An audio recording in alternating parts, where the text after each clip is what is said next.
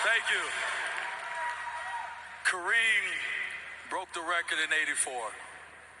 In that same year, a future king was born. When they call you the chosen one before you finish high school, the expectations are sky high. For 19 years, we've all been witnesses. No matter the challenge, no matter the noise, he was relentless.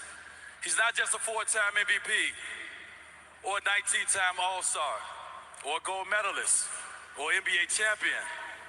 He's a son, he's a father, he's a husband, he's a friend. And now, he's the all-time leading scorer in NBA history.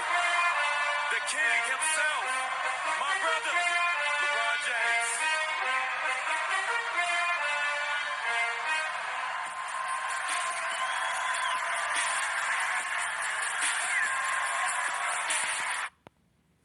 You know, the level of idolatry in this society is insane. It's at its heights. And when it comes to Mr. LeBron James, you know, he sucks up every bit of it. He eats every bit of it because he's a big time narcissist. Big time narcissist. But I just wanted to cover a certain element that was interesting to me just when it comes to the corollary aspect. I believe that LeBron James is someone who was put through the programming, and his career arc, you know, what he was set up to be, was based off of a script and prognostication. The chosen one element, that's already a sign of someone who's put through the programming. That's what they'll label certain assets as chosen ones. Let you know that this person is going to be special just based off of the prognostication as well as the understanding of them being genetically modified. LeBron James is a super soldier. That's what he is. And the king aspect is not only an allusion to Molech, you know, because of the number six, as well as 666. It's also an allusion to King James. King James the first of England and Scotland. Or I believe he was the sixth of Scotland. He was the first of England and Ireland, in which he pretty much established the Jacobite rebellion against Oliver Cromwell while having his son command. Charles the First commanded the Jacobite rebellion, and he had supporters. Charles the First, he had supporters, and they were known as royalists. Those supporters, as far as the people that aided him in the wars, they were known as cavaliers. That's what they were known as. They were known as cavaliers. They were going against the parliamentarians. And the interesting thing about that, obviously, is the cavalier element. LeBron James gets drafted by the Cavaliers in the year 2003. His whole career arc was all scripted, man. It's all scripted. He gets drafted by the Cavaliers. What are the odds of that? Going back to King James of England and Scotland and Ireland, who established the Jacobite rebellion, where his son pretty much had supporters or royalists who were known as Cavaliers. This is where you get the Cavaliers from, the team of the Cavaliers. But it's interesting that a man by the name of LeBron James would get drafted to that team. And you would call him King James. That would be his name. His nickname is King James. What are the odds? And that's not the only element. It's just something that I had thought of just based off of brothers putting two and two together. And it just made me want to run and do a video on it because it's interesting. It's like, hold on, the Cleveland Cavalier aspect is stark just when it comes to the understanding of this brother being an asset or someone who's just playing a role. Not saying that he's fake per se or what he does is, you know, to a degree where it's rigged. I mean, some of the rigging aspect is not, it's more complex than what people think. All I'm saying is, based off of the program and based off of the understanding of the inner workings of this society and how it's governed and how it's spearheaded by Luciferians and people who really understand the machinations of, you know, programming as well as influence. It's one of those things where it makes so much sense just based off of putting the pieces together. LeBron James is a talented person, someone who, you know, he worked hard at in his craft and whatnot, just based off of the face value element. But when it comes to the inner workings of this society, when it comes to the upper levels and, how they control the masses by using these assets, it's not just him working hard and, utilizing his gifts and whatnot. He's someone who was genetically modified based off of the programming. And the reason why he's still able to do what he does at a high rate with such proficiency is just because of the PEDs. His name was on a biogenesis ledger in 2009, and he's still able to do what he's been doing since 2009. The man is on PEDs. Chris Paul is on PEDs as well. And there's a reason why, these players, they don't really get tested for stuff like this because they're in league with the commissioner, Mr. Adam Silver. But not to digress, I just wanted to touch on that element of King James, LeBron James being an allusion to King James, and the Royalists known as the Cavaliers.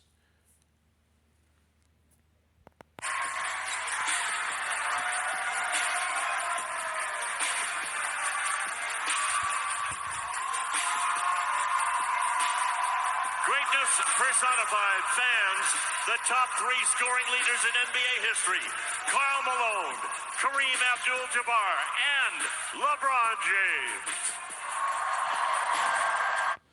And the number 38 represents death. He needed 38,388 points to pass Kareem. He did it on the 38th day of the year. Come on, man. These things just don't happen. It all lines up just based off of making certain ends meet esoterically. But let's get more into the Cavalier aspect, the King James aspect, when it comes to the allusion to King James and, the Jacobite rebellions, the Royalists, the Cavaliers, and the Parliamentarians, Oliver Cromwell, so on and so forth. Now, this right here is the House of Stuart coat of arms. As you can see here, the lion. Lion represents kingship. Power, obviously, the understanding of the lion being associated with the tribe of Judah. We know King James was a Judite, and most of the people who fought in the Jacobite rebellion were Judites. But it's very interesting. You see this lion right here on the coat of arms. Let's get another lion that's associated with LeBron James. Let's get it.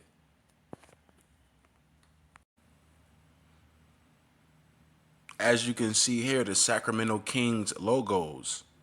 One of their logos, obviously, we know that the top on the left, that's their main logo, but you have the secondary logos that's associated with the team, alternate logos. And you see the lion. The lion is also on one of their jerseys. The lion has always been associated with kingship, as well as the understanding of the symbolism for the tribe of Judah. We already know most of the people who fought in the Jacobite rebellion, they were of Judah. They were Judites. King James was a Judite. His son was a Judite. But you see here, this is the first team that LeBron James plays against.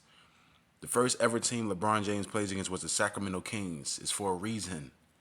It's for a reason. I truly believe that this man, LeBron James, is a descendant of the bloodline, the royal bloodline going back to the tribe, going back to the house of Stuart, and most likely the tribe of Judah. LeBron James most likely is a Judite. But you see the lion. The lion is the same exact lion that we saw on the coats of arms. It's the same exact lion that we saw on the House of Stuart coats of arms. So this is very interesting, man. Very, very interesting. Just when you put in context the understanding of the Sacramento Kings and what they represent, the Kings, that's like the closest understanding to, as far as like what you see with the design and everything, it's the closest understanding to the Royal House of Stuart.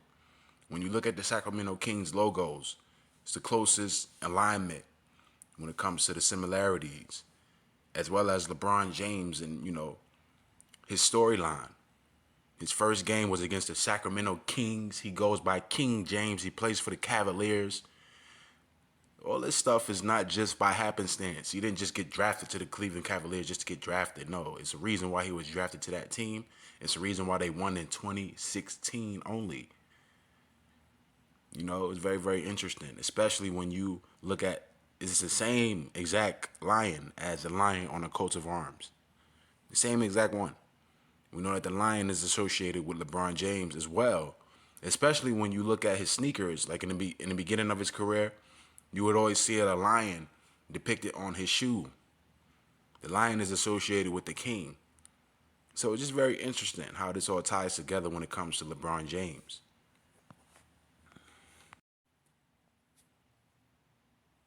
As you can see here, the LeBron fours with the lion. Lion representing kingship. LeBron James' association with the lion, with the king.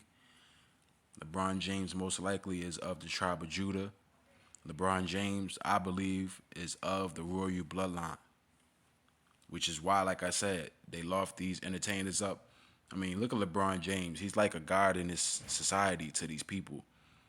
The reason why they love these people up so much is because they understand where they come from. Even a Kyrie Irving, that's why he's in most of these narratives and all these different storylines, because of the bloodline. Kyrie Irving most likely descends from one of them, houses as well, one of them royal houses as well. Andrew Wiggins, so on and so forth.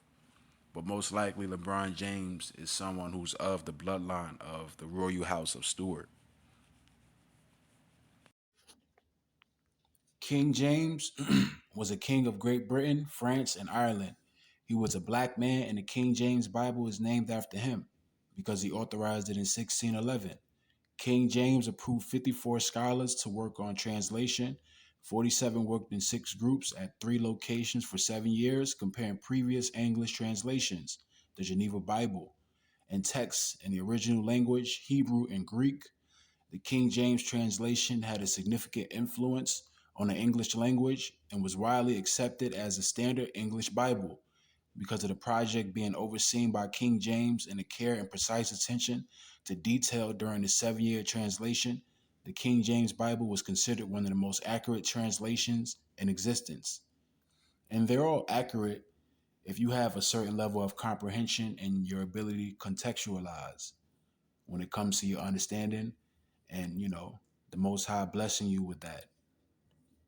But I just wanted to get more into, the Cavaliers. But for context, going into King James is definitely necessary, as well as, going into other elements of certain depictions. As you can see, you see King James here, so-called black man. Yes, he was. When it comes to our history, it's a lot that's hidden. But we already know we in the age of information, and in these times, these revelatory times, a lot of our people are starting to become more aware of these things. This is just more of a close-up of King James the First of England and the Sixth of Scotland by Hendrik Hondius in 1608 National Portrait Gallery in London. This is an accurate depiction of King James, so-called black man. And some say, some of the brothers that's in the knowledge, some say that LeBron James could be a descendant of King James, which is why, you have that connection with King James and him being on the Cavaliers, drafted to the Cavaliers, him leading them to their first championship. It could be a lot to that. This is why, they hold this brother in so much high esteem. It could be more than just, a thing of pushing him in regards to brand building and whatnot. It's all about, the understanding of the esotericism, the godhood, as well as the connection going back to certain bloodlines. King James, so-called black man.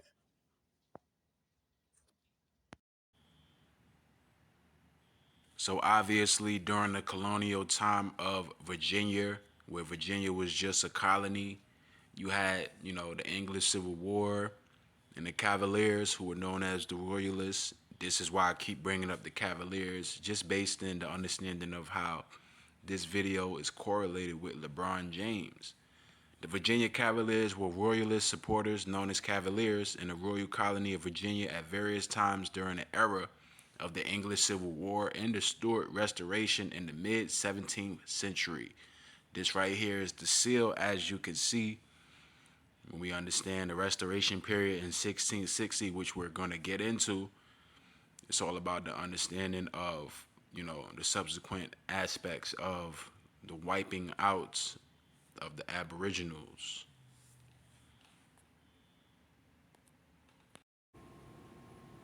After a severe struggle with the crown, going into the Commonwealth realms, the Virginia Company was deprived of its charter in 1624. So before the Jacobite Wars, you had the English Civil War. So I just wanted to get into the English Civil War. The chief cause of this was that the Puritan element, which formed the backbone of the opposition in Parliament, had also gained the ascendancy in the Virginia Company. Furthermore, King James did not like the action of a company a few years earlier in extending representative government of the colonists. The result was the loss of the charter.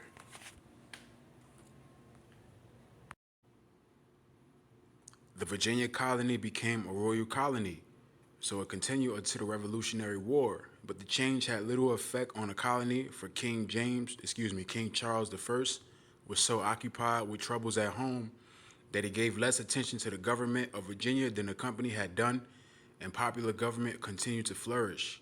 Of the 6,000 people who had come from England before 1625, only 1/5 remained alive, but this number was rapidly augmented by immigration. Governor George Yeardley died in 1627, and John Harvey, a man of little ability or character, became governor. Harvey kept the Virginians in turmoil for some years, but the colony was so firmly established that its influence did not greatly affect its prosperity. Let's get more into it. The longest rule of one man in its colonial history was that of Governor William Berkeley. William Berkeley was a so-called black man, for those who don't know, who became governor of Virginia in 1642 and continued to hold the office until 1677.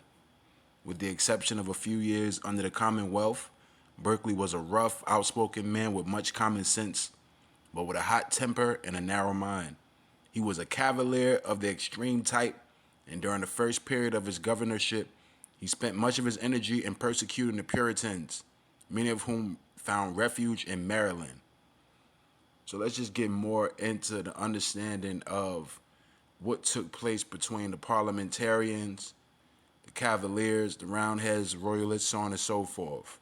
Roundheads being the parliamentarians and the Cavaliers being the Royalists or the Loyalists.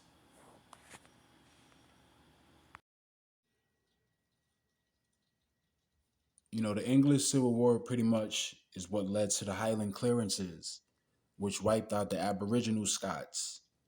That pretty much culminated into the rulership of the Caucasians in certain regions in Europe, as well as, outside of Europe and the Americas and whatnot, so on and so forth. But the English Civil War, I said 10 years, it was 9 years. 1642 to 1651 was a series of civil wars and political machinations between parliamentarians, aka Roundheads, and royalists led by Charles I, aka the Cavaliers, mainly over the manner of England's governance and issues of religious freedom. It was part of the wider wars of the Three Kingdoms, the first from 1642 to 1646 and second to 1648. Wars pitted the supporters of King Charles I against the supporters of the Long Parliament, while the third, 1649 to 1651, saw fighting between the supporters of King Charles II and supporters of the Rump Parliament. The wars also involved the Scottish Covenanters and the Irish Confederates. The war ended with the parliamentarian victory at the Battle of Worcester on the 3rd of September, 1651. Unfortunately, yes, it results in loss. And, we already understand the history subsequent from that, just when it comes to us. But I just wanted to go more into, the Jacobite Wars. The restoration of 1660 brought the exiled Stuart to the British throne as Charles II, and Berkeley again became governor of Virginia. Cromwell, the Lord Protector of England, had died in 1658, and Richard, his son and successor, was too weak to hold the reins of government and laid aside the heavy burden the next year, and Charles II became king. Charles was not a religious enthusiast, as his father had been. He is noted for his pursuit of pleasure, which many subjects applauded after the dry years of the Protectorate. Charles was utterly without gratitude to the people of Virginia for their former loyalty, and indeed, it may be said that his secession marks the beginning of a long period of turmoil, discontent, and political strife in Virginia. Charles immediately began to appoint to the offices of the colony a swarm of worthless place hunters, and some years later he gave away to his court favorites, the Earl of Arlington and Lord Culpeper, nearly all the soil of Virginia, a large portion of which was well settled and under cultivation. The Navigation Acts, enacted 10 years before, was reenacted with amendments and put in force. By this, the colonists were restricted to only exporting goods to England via English vessels. Imports also were to be brought from England only. The prices, therefore, of both exports and import goods were set in London, and the arrangement enabled the English merchants to grow rich at the expenses of the colonists. The result was a depreciation in the prices of tobacco, the circulating medium, to such a degree as to impoverish many planters and almost to bring about insurrection.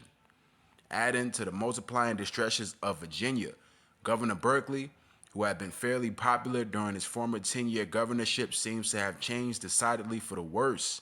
He became royalist to the core and appeared to have lost wherever sympathy with the people he never had. He was accused of conniving with custom house officials in schemes of extortion and blackmail, and even of profiting by their maladministration. Popular government thus suffered a long eclipse in Virginia. In 1661, Berkeley secured the election of a House of Burgesses to his liking. He kept them in the power for 15 years, refusing to order another election.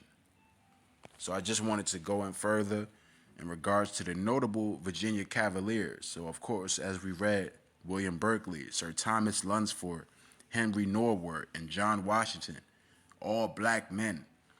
And what brings me to the conclusion of George Washington being a black man, just in my, guesstimation, just what I believe. I believe George Washington was a black man, not only because of that last name, Washington, the understanding of, the Cavaliers and how the Royalists, they were comprised of so-called black people.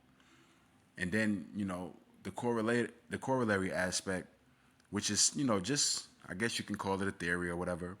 When you think about Denzel Washington, Denzel Washington was born in Mount Vernon, New York, the same place that George Washington died. Denzel Washington's first son, his name is John Washington. He named his son John. And that's very interesting, just based off of the corollary aspect to George Washington. And I'm sure that there's other correlations that I'm not picking up on, but that was just one of those that I looked up in regards to doing my research. Denzel Washington has a son. His first son was named John Washington. Denzel Washington being born in Mount Vernon, New York, the same place that George Washington died. It is not far beyond the pale because Denzel Washington is someone with great prominence. A lot of these people that they loft up in the entertainment industry is not just because they're great actors and whatnot or great ball players, it's because of their bloodline, believe it or not.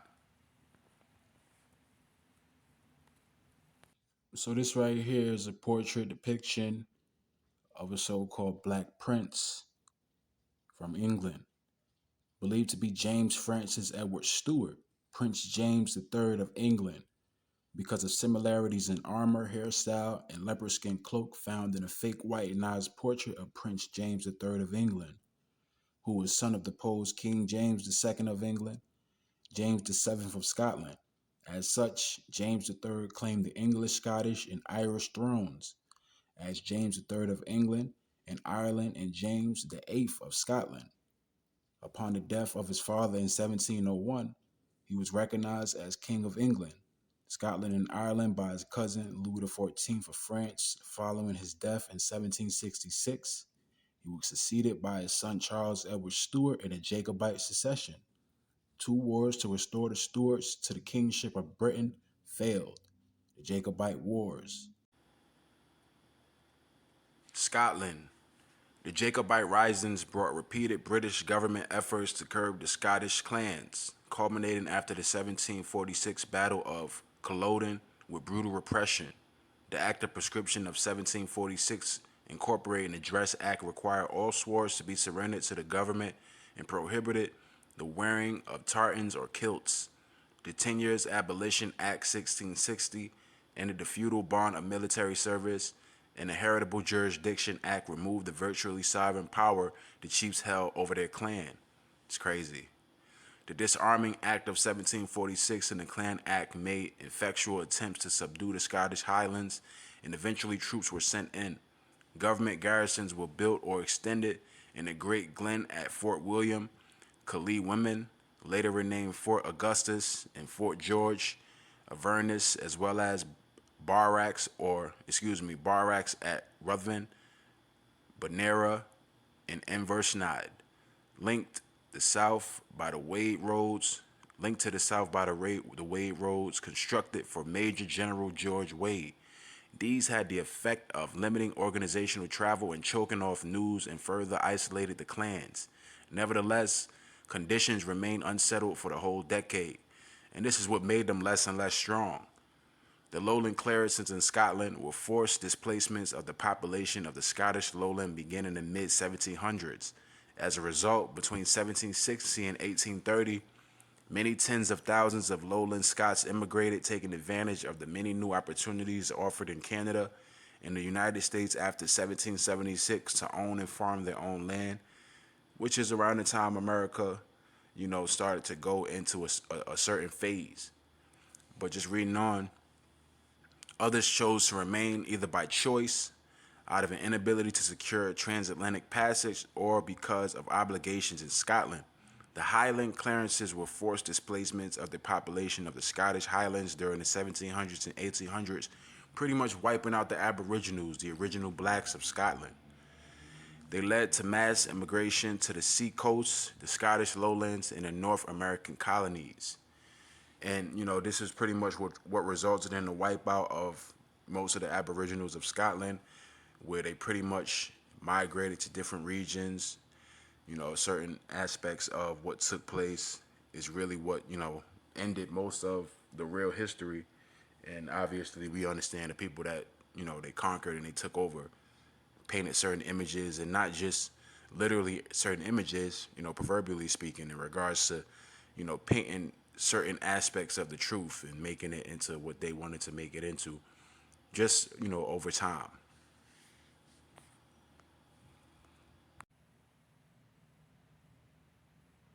"2016 NBA champions, the Cleveland Cavaliers." And we also know that 16 plus 16 equals 32. You switch that around, you get 23. 2, 3, 3, 3 equals 6. Cleveland Cavaliers, CC, 3, 3, 33, enlightenment. So the esoteric factor, that's always going to play a part. But you always have to look at these things when it comes to the aspect of the myriad of angles that's being conveyed. It's just that certain people can't pick up on it because of the complexities. That's why you always want to go into the correlative aspect, because as odd as it is, it is prevalent. It is a factor. That's why I always touch on the corollary aspect, so you can get a better understanding of why these players are, why they have the status that they have. But LeBron James and the Cleveland Cavaliers won the 2016 NBA championship that year of 2016, that being reference to the 1600s, just in regards to them winning the championship, not in general, just in regards to the narrative or the storyline revolved around the Cleveland Cavaliers, the Royalists, going against the Parliamentarians and the Golden State Warriors. Obviously, the Warriors won that war because you had a series of proverbial wars between the Cavs and the Warriors for 4 straight years. And we know that the proverbial Parliamentarians, they won.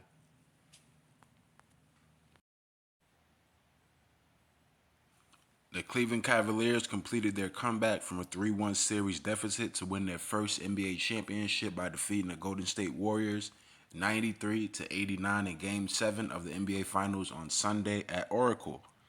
LeBron James became the third player in NBA history to record a triple-double in a Game 7, notching 27 points, 11 rebounds, and 11 assists on his way to his third Finals MVP award and third NBA title. Now, this took place, like I said, to emphasize 2016 because it references the 1600s when it comes to the origins, the inceptions of the House of Stewart, the Cavaliers, so on and so forth, in regards to the understanding of the prominence around that time in the 1600s, especially ranging from 1603. 1603, and this is at this point LeBron James' third championship, so that was kind of interesting as well.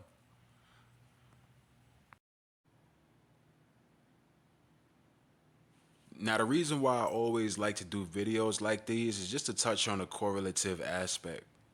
The corollary aspect is always going to be there. It's not going to always be stark, but it's always going to be there. And when you understand how to put two and two together, you come to certain conclusions based off of the three-dimensional aspect. Shout out to the brother Chronicles of Judah. He touches on the three-dimensional aspect because it's important. We don't want to just limit ourselves when it comes to our research. We don't want to just limit ourselves when it comes to our outlook. We have to tap into the three-dimensional realm as well as the spiritual realm, which is the most important. But just to close out, going into the corollary aspect, once again, you see the Cleveland Cavaliers logo from 1970, which is similar to the coat of arms for the House of Stewart. LeBron James being drafted to the Cleveland Cavaliers, and he plays the Sacramento Kings in his debut. All this stuff, it just didn't happen that way. It was all planned. It makes so much sense. So, thank you all, and God bless y'all. Shalom.